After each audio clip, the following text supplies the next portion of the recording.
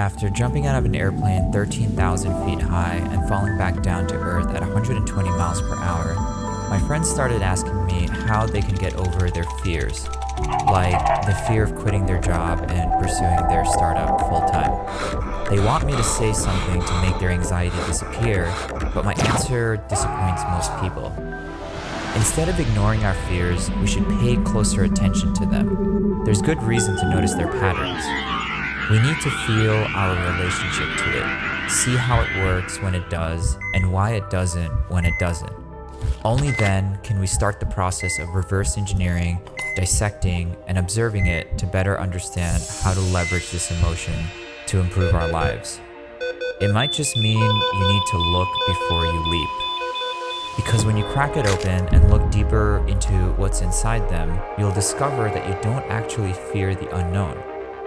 It's impossible to fear something that you don't know. So what you actually fear is losing what you do know. And what is learning but sacrificing the things you used to believe and the ways you used to think and replacing those with new truths. Fear points to an area where you have not yet grown, where you need to develop and be transformed to change.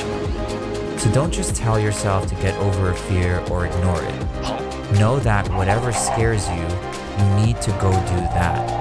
It's the only way it won't scare you anymore.